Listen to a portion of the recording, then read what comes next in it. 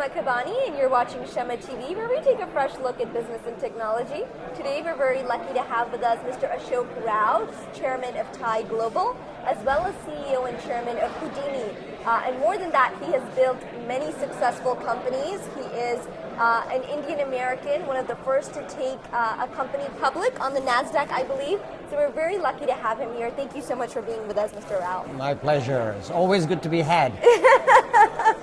So I loved your presentation earlier here at TiCon Dallas, but I'm very interested. You are an angel investor yourself. You mentor a lot of entrepreneurs. What is the climate like right now for entrepreneurs looking for funding? It's pretty good. I wouldn't say it's the greatest. It's not like it was during the dot-com bubble. Sure. But it's pretty good. Okay. The environment's good. If you've got a good plan, a good idea, and a good team, you have a good shot at getting funding. Okay, very good. And what do you have any suggestions for someone to keep in mind before they go out and get funding? Well, it depends on the stage of their company. If it's very, very early stage, you're better off going to the 3 Fs. Friends, family, and fools. That's right. And bootstrapping your way to a point where at least you can validate the business. Okay. After that, there are a lot of angel networks that have grown up around the U.S.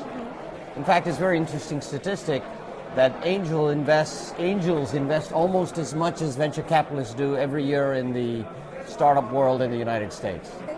About $30 billion a year. Interesting. I had no idea. Yes. I bootstrapped my own company, so we've never gone out and done that. So that's why I love talking to people like you, because you've been there and you've done that. Is there is it always smart to pick an angel investor over a VC? Well, it's never either or, it's usually and. Okay. You first start with an angel, they Sure. usually invest less. They're typically local. And when you get into serious money, in the many millions, if your company is growing to the point where it needs serious money, that's when you go to VC, go to a private equity firm. Okay, all right. And any tips in general for entrepreneurs watching who are eager, who aspire to be like you one day and have all these successes under their belt? Well, be ready to fail first. Okay. Because not everybody is a Bill Gates that comes right out of dropping out of college and building Microsoft, or Mark Zuckerberg, we only hear about those success stories, but Right. for every one company that succeeds, there's about 99 that fail. Yes. So 1, be ready to fail. 2, be persistent and try to surround yourself with some good team members or partners. Yeah. Because it is a pretty lonely job out there as an entrepreneur, particularly when you're starting out for the first time. After you've had a success or two under your belt, you're able to then go back to the people you worked with in the past. So that's important. Sounds like getting started might be the hard part. Getting started is always the hard part. It's always the hard part. So something you said inside that really struck with me, you said, and I think this is very true, you said care passionately, but be intellectually ruthless, but care passionately.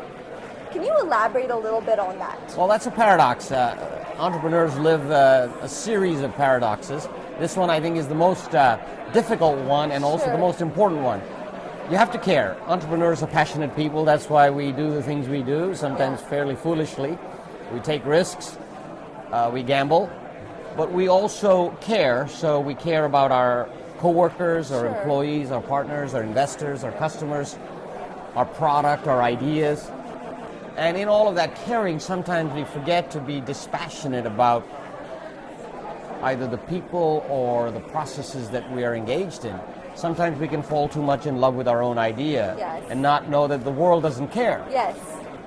In the same way, sometimes we can get too close to people and not realize that maybe their bandwidth is no longer able to handle the task at hand, particularly when you're growing very fast. So it sounds like objectivity, right? And it's easy to say, hard to do. Yeah, extremely. I agree. And I certainly think in any business that's hard to do, especially if you care very much. And it particularly relates with partners. When you start off with 3 or 4 partners, one's good at finance, one's good at marketing, one's the idea person, one's the engineer. And then you get to a stage where somebody can grow and the others have fallen behind. And that's the hardest part. So what do you recommend if someone is in that kind of situation? What do you do? Well, first you've got to come to your own conclusion. You've got to look at your own conclusions and look within yourself and say, well, that brother of mine no longer can do the job. And after that, have the conversation very frankly Yeah. with that individual, and oftentimes it's quite a shock to that person. Honesty and communication then, right? Yes, but Simple principles, very hard to enact. But it starts with first recognizing it. Recognition, absolutely. Which, as I said earlier today, I was the last person to recognize when somebody was unable to do the job they were supposed to do. The whole company knew it, I didn't. Yeah. Well, I was unwilling to, let's put it that way. It's tough. But Yes. when you made that decision in your own company, No, I didn't. Oh, you never did. No, I didn't. I Okay. never did. You never No. did. But in retrospect, you feel like had you, things I would should have have, gone yes. the other way. Yes. Well, we live and learn. Yes. Yes. Thank you so much. Thank you so much for coming You're on very Shama welcome, TV. Shama.